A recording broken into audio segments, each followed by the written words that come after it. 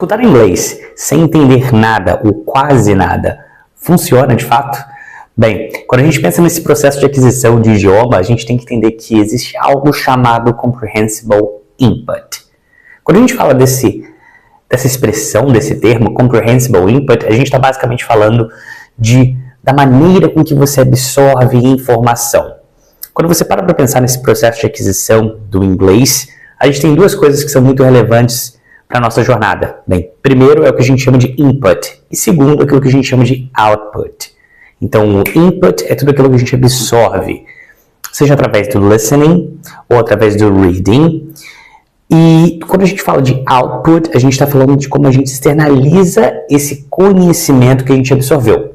Então, é aí que entra a parte de speaking, né, da fala, e a parte de writing. É claro que a gente tem outras habilidades e outros elementos envolvidos nisso daí, mas nós temos esses dois pilares como base. Agora, quando a gente fala do input, principalmente do listening, a gente precisa daquilo que a gente chama de comprehensible input.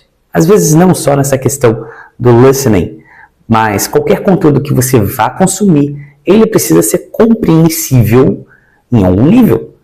Porque não adianta você pegar um texto, um livro, ou escutar um áudio, assistir um vídeo no YouTube e, cara, você não entender nada.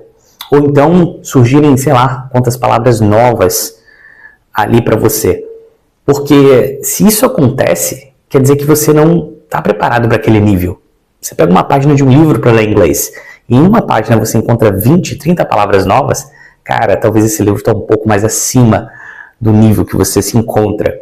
Então você precisa de um contexto compreensível, que funcione, que tenha ali um significado que agregue de fato na sua busca, no seu propósito ali com a língua inglesa, junto com algumas palavras desafiadoras, algumas palavras que sejam novas e que vão agregar ao seu vocabulário.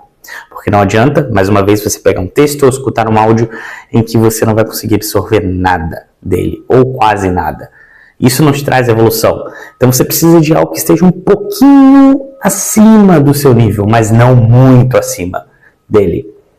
Dessa forma você consegue absorver conhecimento e também desenvolver suas habilidades, exercitar ali suas habilidades de listening, de reading e por aí vai.